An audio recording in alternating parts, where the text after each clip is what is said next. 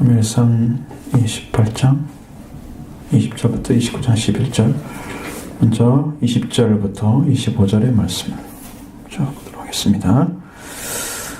사울이 땅에 완전히 엎드려지니 이는 사무엘의 말로 말미암아 심히 두려워하며 또 그의 기력이 다하였으니 이는 그가 하루 밤낮을 음식을 먹지 못하였음이니라.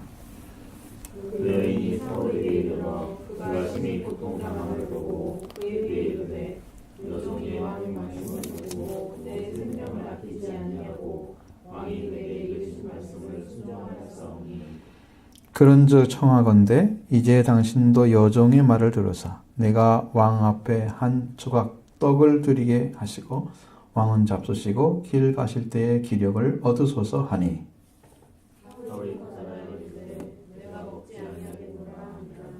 그의 신하들과 여인이 반가워하매 그들의 말을 듣고 땅에서 일어나 침상에 앉으라. 여인의 집에 살찐 송아지가 있으므로 그것을 급히 잡고 가루를 가져다가 뭉쳐 무교병을 만들고 구워서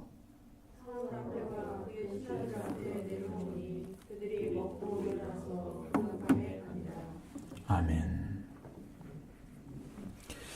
여기서 보면 사울이 이제 그 여인이 해주는 사무엘의 말을 듣고 완전히 갑자기 땅에 완전히 엎드렸다 이렇게 말씀하고 있잖아요.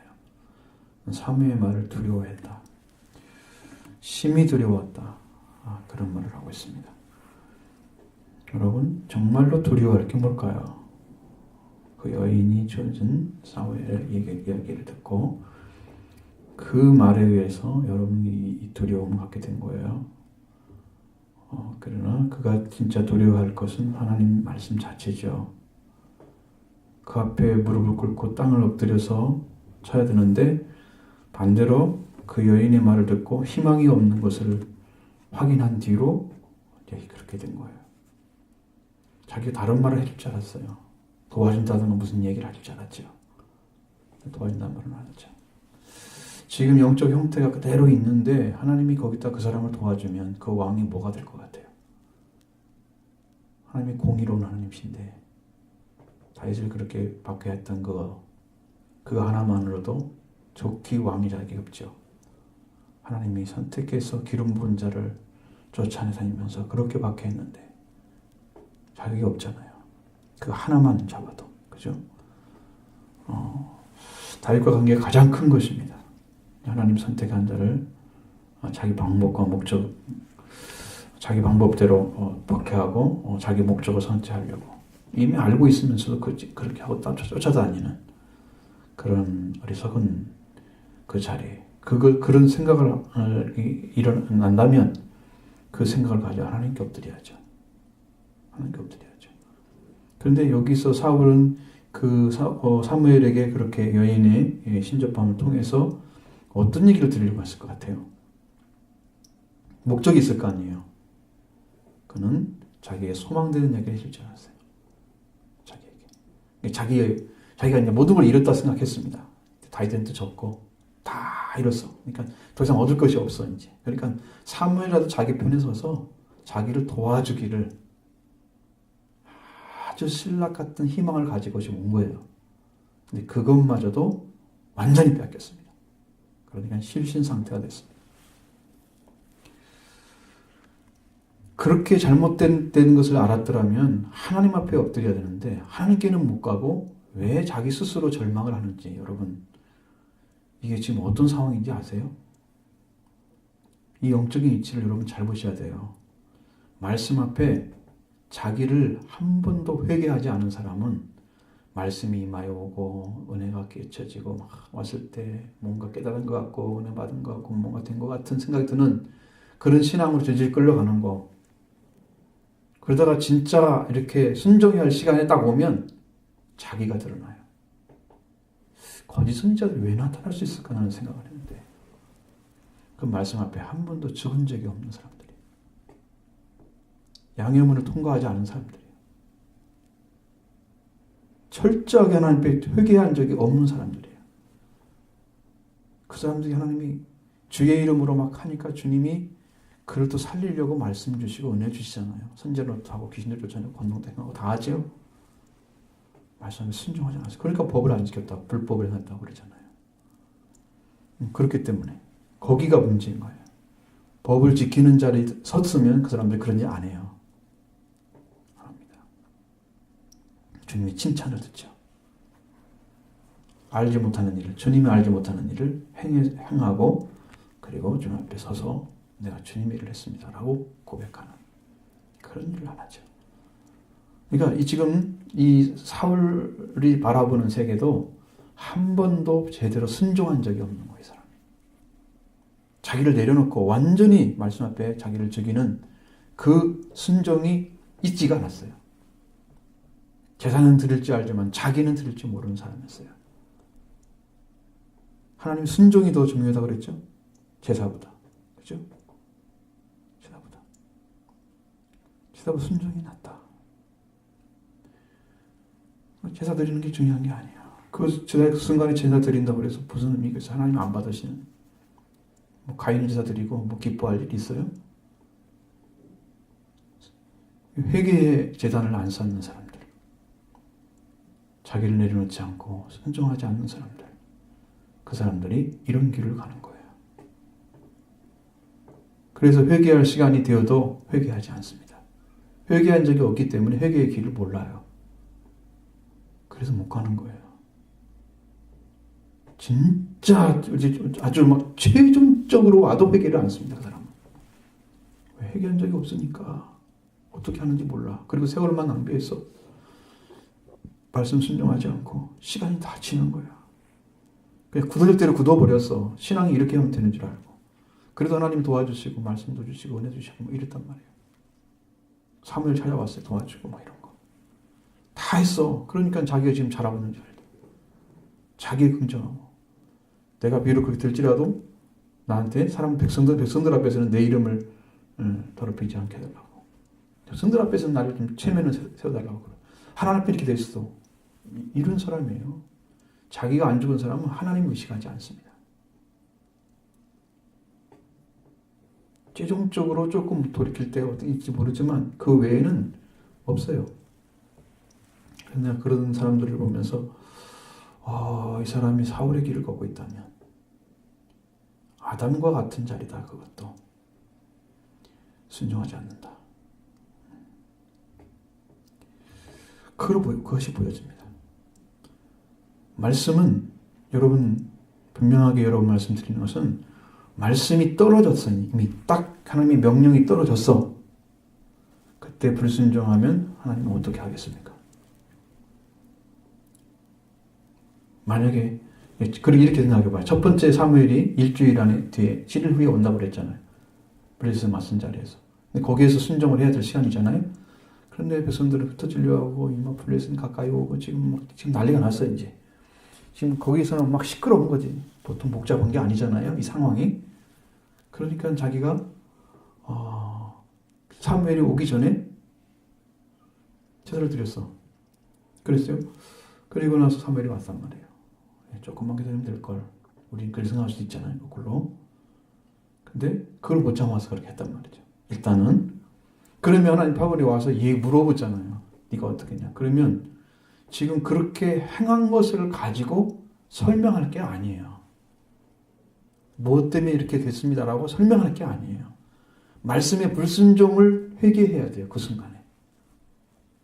그것이 먼저 나와야 돼, 입에서. 설령 잘못했을 수 있단 말이죠. 하나님이 찾아갔잖아요. 모르는 것처럼 하고 찾아갔잖아요. 아담이 타락했을 때도 하나님이 바람이 불 때 찾아왔잖아요. 나무 뒤에 숨어 있는 것을 다 알고 계시죠? 찾아왔잖아요, 하나님이. 모르셨겠어요? 아시죠? 그냥 아담에게 물어보잖아요. 어디 있냐고 물어보잖아요. 그러면 딱 엎드려가지고 와서 무조건 말씀 지키지 못했습니다. 통회하는 자리에 서야 돼요. 그게 살 길이었어요. 근데 자기 얘기를 하잖아요. 이렇게 돼서 이렇게 됐습니다. 하나님의 목소리가 들어와서 숨었습니다. 막 그러면서 당신이 준 자 때문에 내가 이걸 먹었습니다. 막 그런 얘기 할 것이 아니라니까요. 그 순간에 무슨 얘기를 할지 몰라. 통회하는 사람은 이유가 없는 거예요. 저 사람이 잘못해서 나쁜 일을 한테 했어. 내가 하나님께 통회하러 와서 지금 기도하러 왔어요. 하나님, 나의 원한을 풀어주소서. 그렇게 기도하는 게 아니에요. 우리는. 하나님, 제가 잘못했습니다. 저 사람이 나를 잘못한 거 알아 뻔히. 그래서 나는 뭐라고 기도하냐면, 하나님, 내가 잘못했습니다. 저의 죄를 용서해 주세요. 그게 회개하는 거란 말이에요. 그게 그렇게 하는 것이. 그러면 하나님이 우리 자신들도 회복시켜주고 그 사람을 살리는 길이 일어나요. 우리는 자기 의를 주장하느라고 바쁘죠. 난 잘못한 거 없는데 막 억울해가지고 막 지금 뭐라고 할지 모르겠고 막 그러죠. 그게 아니라니까. 성경의 진리를 잘 못 깨달으면 반대로 가는 경우가 많아요.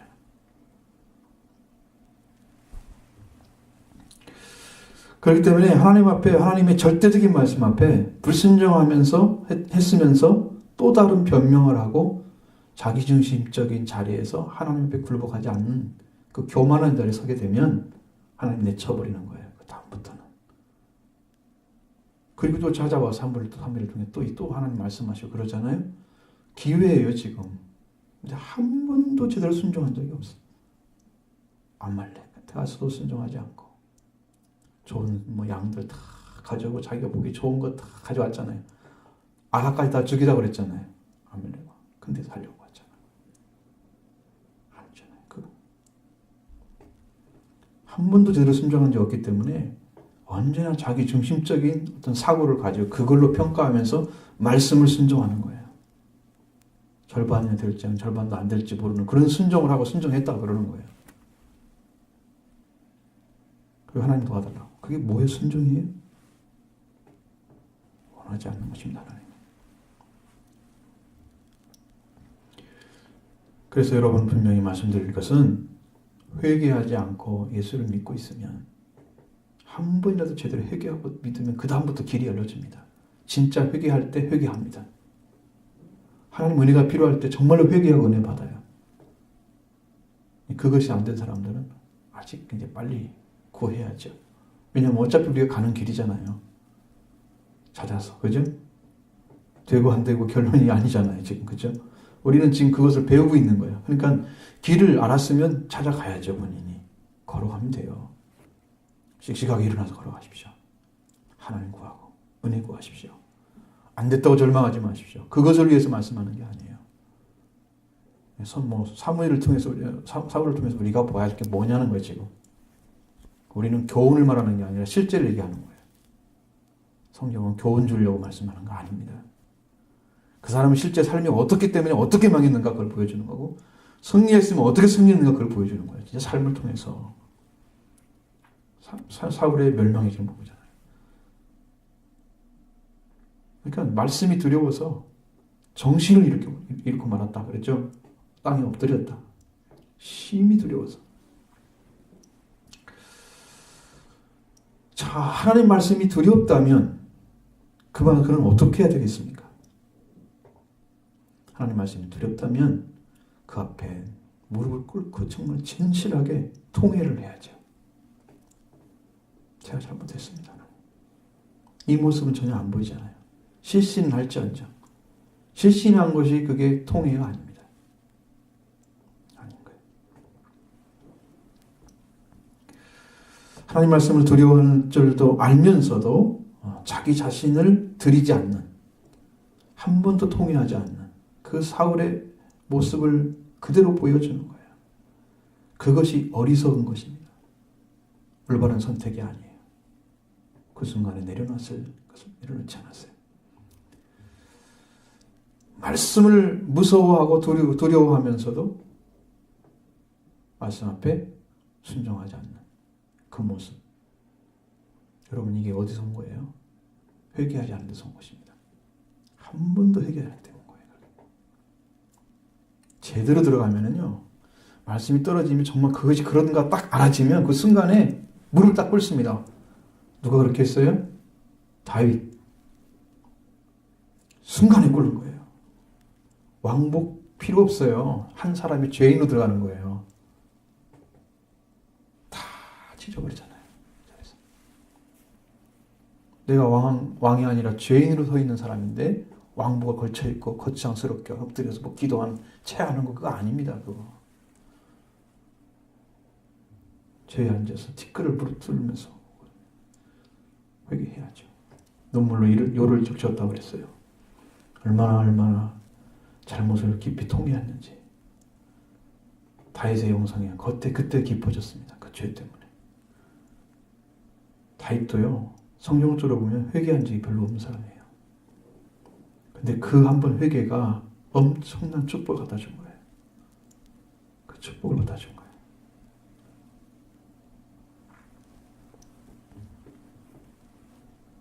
사울의 영성을 불안하게 한 것은 그가 하루 동안 음식을 먹지 못했다라고 말씀하고 있습니다. 말씀하면 심령이 맑아지면 그의 육적 생활과 그런 평안도 기쁨도 다 있는 건데 건강한 자가 되는 건데 모든 것에 절망이 왔기 때문에 먹을 마음도 없는 거죠. 그것이 무슨 금식이라 생각하면 어림도 없는 얘기죠. 그죠? 금식한 건 아니잖아요.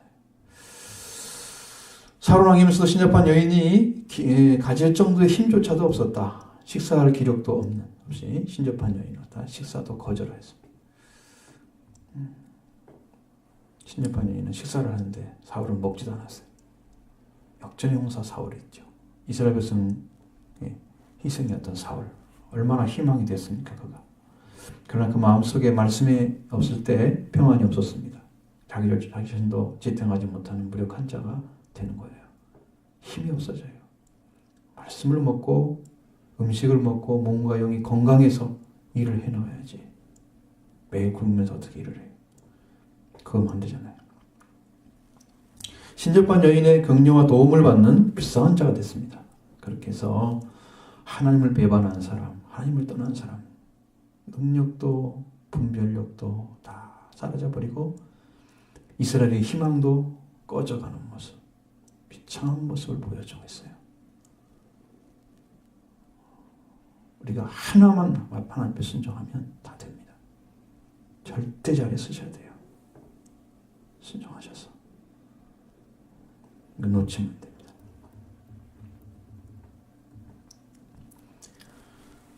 그 다음에 이제 29장 1절로 5절의 말씀을 보도록 하겠습니다. 블레셋 사람들은 그들의 모든 군대를 아박에 모았고 이스라엘 사람들은 이스라엘에 있는 샘 곁에 진쳤더라.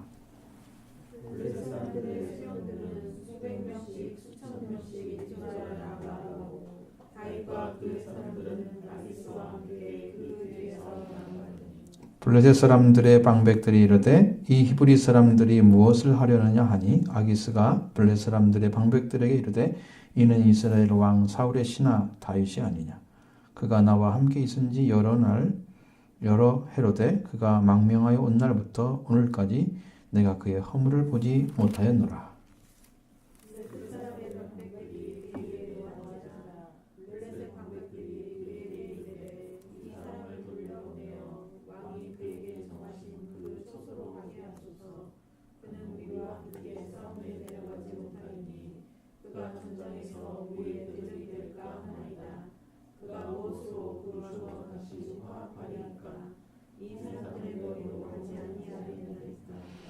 그들이 춤추며 노래하며 이르되 사울이 죽인 자는 천천히요 다윗이 죽인 자는 만만이로다 하던 그 다윗이 아니네까 하니.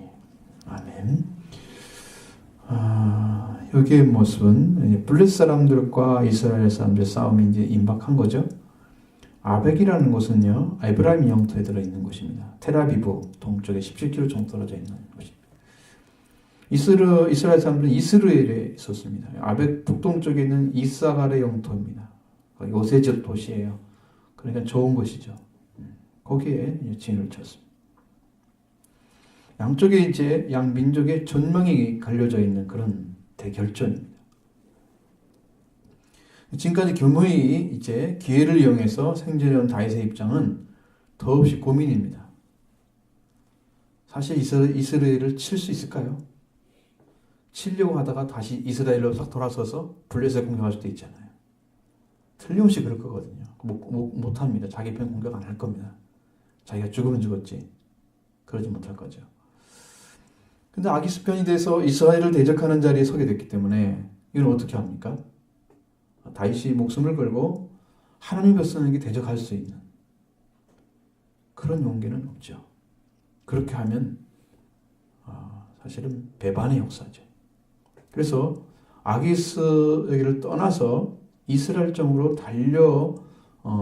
갔더라면 얼마나 좋았겠어요. 근데 그렇게 하지 못하고 서 있는 것이죠. 아마 진실한 친구 요나단이 거기 있었다면 구했을 것입니다. 쫓아가서. 다윗이 일생 동안 가장 마음을 아프게 여겼던 것이 요나단이죠. 그래서 애가를 읽어보면 참 슬픔이 가득 차 있습니다. 그를 향하면서. 그러나 그는 부하를 이끌고 블레셋 군대에 속해 있습니다. 그 길은 다윗의 평생 두고 후회한 길이 됐습니다. 왜 그러냐? 다윗은 아기스와 함께 블레셋 사람의 방백의 뒤를 따라서 출전을 했는데 방백들은 다윗을 믿어주지를 않는 거예요. 아기스가 볼 때는 한 번도 그에게 흠을 보지 못했습니다. 정말로 정직하고 성실하고 거짓이 없어. 그 인격을 믿게 된 것입니다. 그러니까 여러분 흠이 없이 보여지는 다윗의 모습 앞에 그는 어떻게 평가할 수가 없는 적인지 악인지 분별이 안 되는 여러 해 있었다고 그러는데 그렇게도 볼 수가 없는 그런 저까지 이제 알게 된 거죠. 그러나 다윗이 자신을 위해서 블레셋 사람을 이용하고 있다고 판단을 한 것입니다. 그 방백들의 판단이죠. 그게 옳은 말이죠. 옳은 것입니다. 히브리 사람이 과거에도 그랬지만 과거의 용사 사울도 당하지 못한 공적을 이스라엘에 바친 그런 다윗이 결코 블레셋 사람이 될 수가 없다는 것을 방백들은 잘 알고 있었어요. 그 사람들이 고관들이죠. 높은 위치에 있는 사람들인데 블레셋 사람들의 방백들은 자기들과 한편이 될 수 있는지 아닌 자와 될 수 없는 자를 분명하게 분별할 수 있었다는 거죠. 그래서 생각해야 될 것은 관계에 맺어도 되는 사람이 있고 관계에 맺으면 안 되는 사람이 있다는 거예요. 본질이 다른 사람은 결코 하나가 될 수가 없습니다. 이것보다 어려운 게 없어요. 본질이 서로 달라 그러면요 하나가 안 돼요. 우리 그리스도인들도 이 방백처럼 분별을 해야 돼요. 이게 우리 편인지 아닌지 그것도 구분 못하는 사람이 있다는 것이죠. 내가 어떻게 해서야 옳은 건지에 대해서 성경적인 판단을 못 내린다면 그 사람은 신앙생활을 어떻게 하고 있는 거예요 도대체? 무엇의 기준이에요? 그래서 여러분들이 그것이 안 되면 하나님 기도하십시오. 하나님 어떻게 해야 됩니까 이 순간에? 다른 순간순간에 우리가 판단을 해서 선택할 일들이 많잖아요. 어떻게 해야 될까 이렇게 해서 생각하고 그렇습니다. 그래서 이런 문제들을 여러분들이 지혜롭게 하나님 안에서 해결할 줄 알아야 되는 거죠. 다윗의 심령 안에는 정말 아마 고통스러웠을 것입니다. 민족 앞에 서 있는, 민족을 맞대하고 서 있는 그 모습에 다윗의 마음을 견딜 수 없었을 거예요. 이것은 정말 평생 두고 후회할 일이에요. 자기 민족을 치려고 서 있는 그 모습. 잘못 선택한 거죠. 잘못 선택한 것입니다. 그걸 또 하나님 일하시 않으셨습니다. 그 다음에 9절로 11절의 말씀. 아기스가 다윗을 불러 그에게 이르되 여호와께서 살아 계심을 두고 맹세하노니 네가 정직하여 내게 오늘부터 오늘까지 내게 악이 있음을 보지 못하였으니 나와 함께 진중에 출입하는 것이 내 생각에는 좋으나 수령들이 너를 좋아하지 아니하니.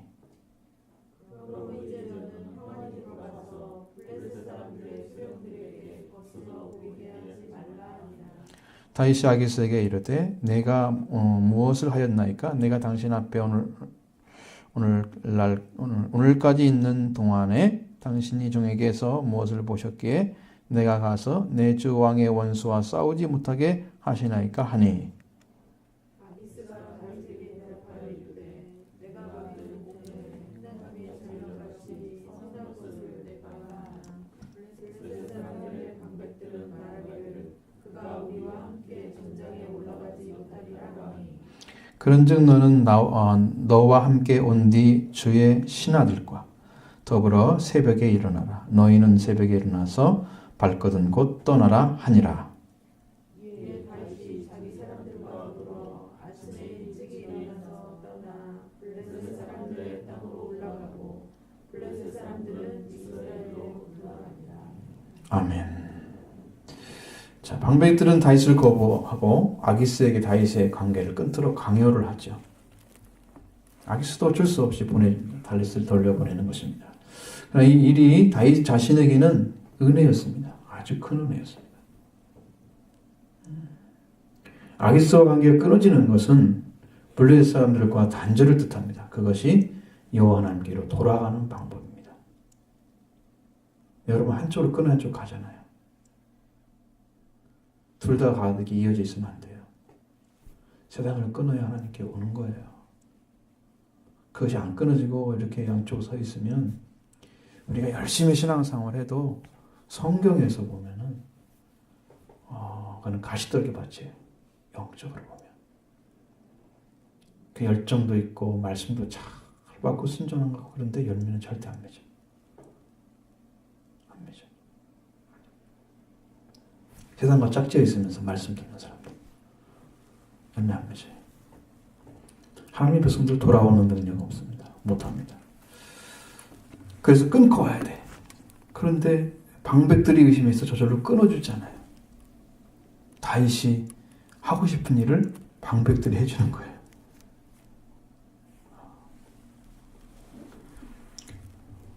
그래서 다윗은 이제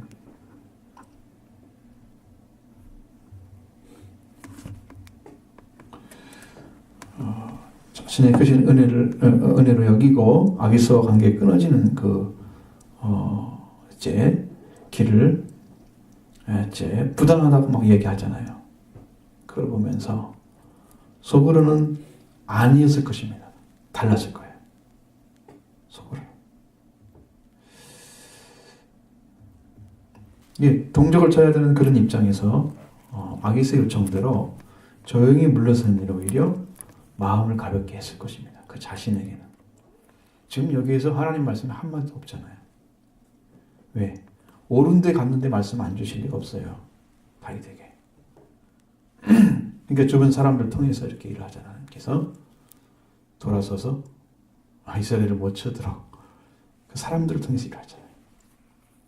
직접 말씀 못 받아요. 그 자리에 서 있어요. 블레셋이 자기가 설 자리가 아니에요. 우리 사망의 음증 골짜기로 다닐지라도 죄의 막대기 지팡이 날 아니하십니다. 그러잖아요. 그렇게 하셔요. 하나님께서. 거기에 들어가 있어도 하나님 뿐이지. 올바른 거 아니죠? 사망의 음증 골짜기까지 들어갈 이유가 없어요. 거기 왜 갑니까? 가지 않아야잖아요. 그런 일이 생겼어도 하나님은 지키신다는 거예요. 붙드신 것입니다. 그래서 블레셋 사람이 이제 아기스와 블레셋 사람들과 조용히 헤어진 것은 여호와 하나님부터 주신 크신 은혜였다는 것을 아마 나중에 알았을 것입니다.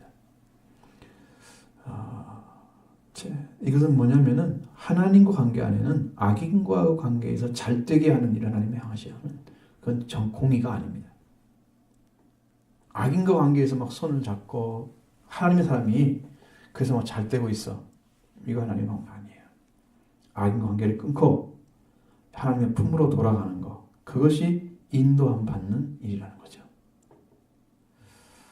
그래서 여기서 아기스는 하나님의 사자와 같이 말을 하고 있습니다. 참 하나님을 모르는 아기스가 하나님의 사자를 올바로 알 리가 없는데 자기가 하나님을 믿는 것처럼 꼭 얘기하잖아. 그렇죠? 응?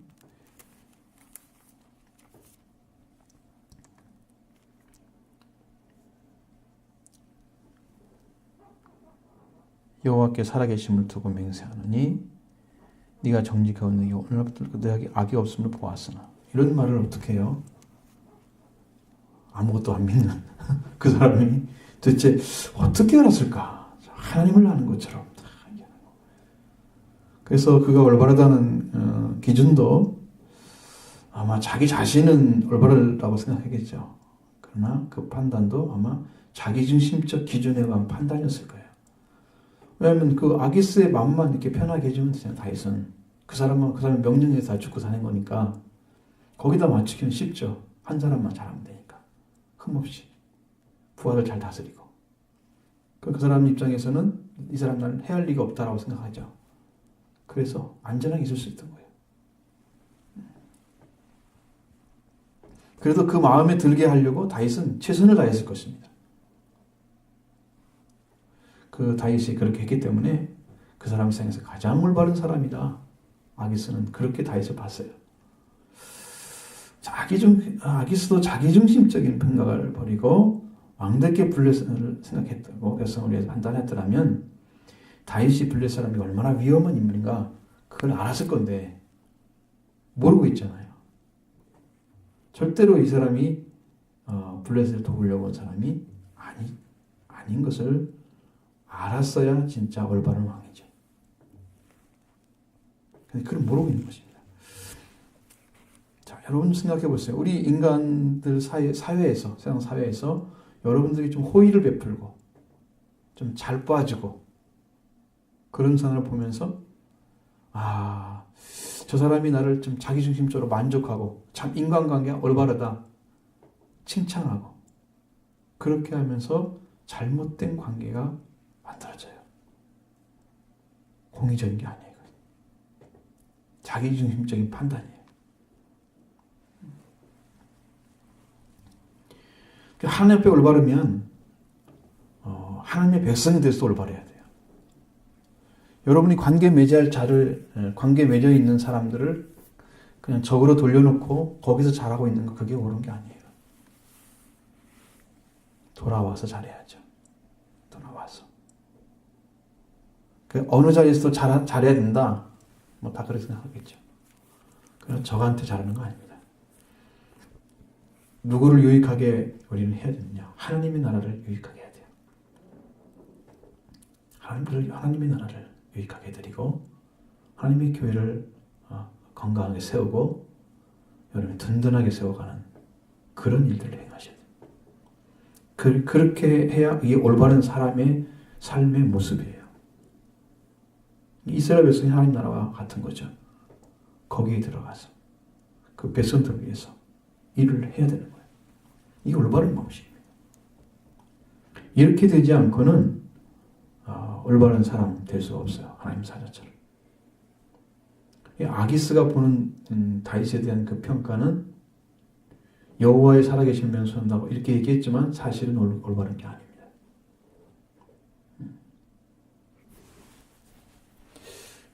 그래서 아주 정말 힘든 것이 뭐냐면 신앙생활을 하는 가운데 아주 힘든 게 뭐냐면 여러분들이 이게 진심인지 아닌지 아니면 하나님 안에서 더 깊은 데서 나온 건지 아니면 이게 판단하기가 참 어려운 거예요. 주일에도 차별과 차이에 대해서 말씀드렸죠. 차별은 분명히 구분이 돼요. 확실하게. 차이는 구분을 잘 못해요.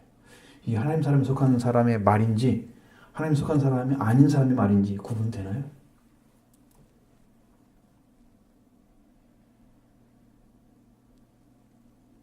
그러니까 참 문제예요. 목회자의 권위를 가지고 하나님 말씀을 대언하고 있잖아요. 그게 다 하나님의 음성을 들어야 된다. 그게 좀 자기 생각인지 하나님 생각인지 그분이 준비할 때 그걸 알았을지 안 알았을지 모르잖아요. 자기가 원하는 방향으로 이 사람들을 인도하기 위해서 그런 말을 할 수도 있는 거고.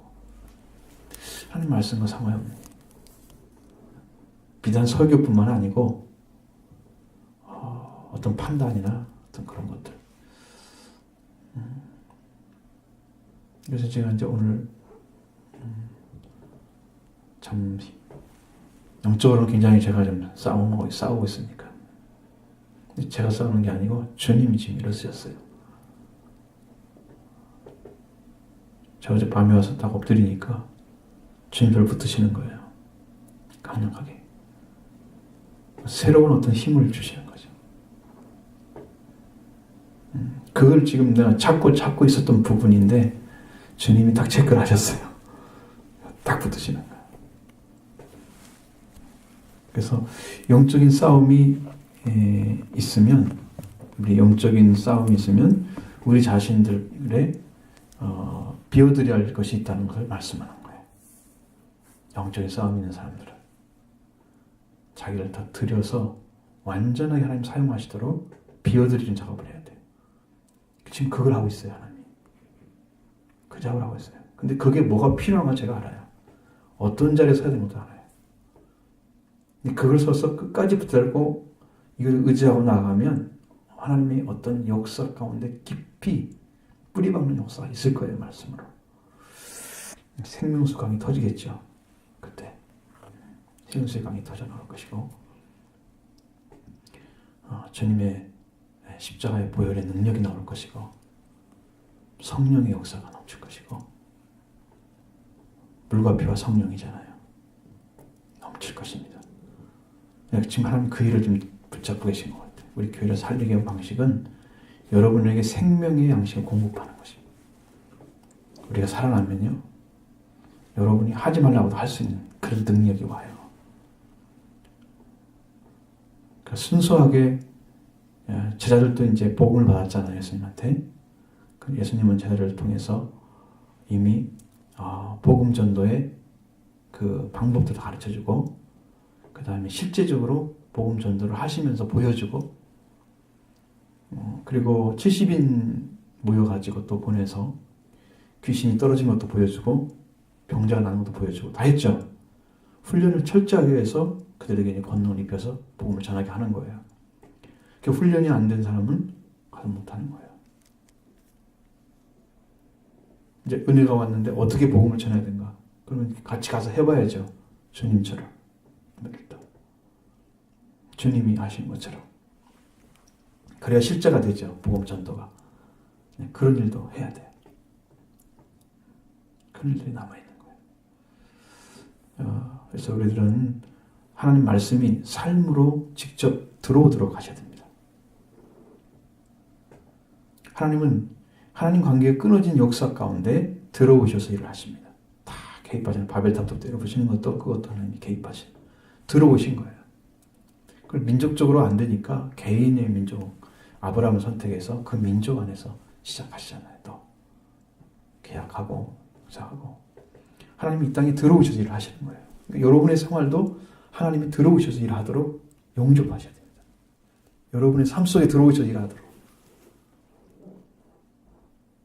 끝까지 여러분 붙들도록. 그런데 그게 뭘까? 그리고 보니까 아브라함은 그 삶을 살아왔던 거예요. 아브라함은 하나님이 처음에 약속한 창세기 12장에 나와 있는 말씀들을 살아왔어요. 그래서 그것을 나중에 인정해 주잖아요. 그리고 22장 가서는 손들죠. 하나님을 경외하는 자리에 올라갔어요. 여러분, 하나님을 경외하는 자만 하나님의 핏줄인 거예요. 그 경외라는 것이 작은 말이 아닙니다. 굉장히 큰 말입니다. 다윗도 하나님을, 여호와를 경외하는 자리에 섰습니다. 거기까지 올라가니까 하나님께서 인정해 주셨어요. 그러니까 그게 하나님 한 분으로 되어진 거예요. 말씀과 함께. 다른 여타의 것들이 끼어들지 않았어요. 순수하게 말씀에 순종한 사람을 통해서 조상을 세우는 거예요. 하나님은 약속의 말씀들을 통해서 말씀을 주고 이루심으로써 그를 조상을 만들어요. 혈통에 들어가게 만들어요. 영적인 혈통에. 혈통에 들어가게 만들어요. 제자들에게도 여러 가지 말씀하시잖아요. 제자들도 왜 그렇게 예수님께서 부활하시면서 내 형제에 가서 막달라한테 얘기하잖아요. 왜 그 얘기를 했을까? 그것은 그들에게 약속이 있기 때문입니다. 혈통이에요. 그래서 주님의 형제가 되는 거예요. 혈통 들어갔어요. 우리 혈통의 축복을 가장 큰 것으로 마셔야 돼요. 여러분, 경외하는 자를 서셔야 돼요. 다른 편에 서서 안 보이고 깨닫지 못하고 분별하지 안 되는 것들을 여러분이 보면서 아, 이것은 왜 어떻게 해야 되지? 아, 이것도 저것도 아니고 잘 모르겠네. 이런 상태 많잖아요. 그 순간순간에 하나님 도움을 구하십시오. 그럼 시간이 지나면서 다 가르쳐 주십니다. 핸들 트십니다. 하나님께서. 드라이브 하시죠? 하나님도 운전할 길을 가게 하십니다. 그렇게 하셔서 하나님의 뜻이 이제 우리를 통해서 성취되는 것입니다.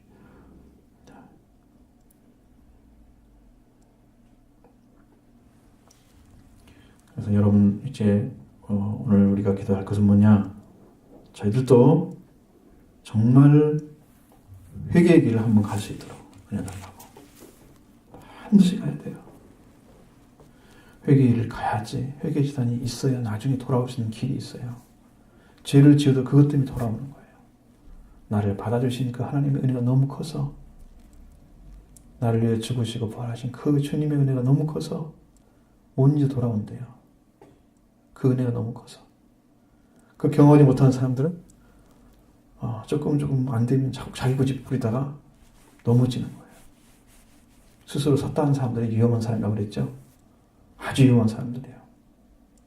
그 사람은 서지도 않았는데 섰다고 생각하는 거예요.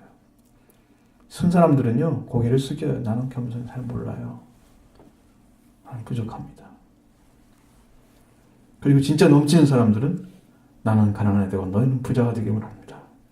나는 사망에 있고 당신들은 생명에 있기 원합니다. 이렇게 서요. 진짜 넘치는 사람들은. 조금 알려고 하는 사람들이 내가 서가지고 어쩌고저쩌고 나는 이렇게 하나님 이렇게 도와주시고 이런 역사를 행하시고 막 그러면서 자기 자랑하는 거예요. 응? 쓰지 못한 사람들이. 가짜들이죠. 자, 오늘 같이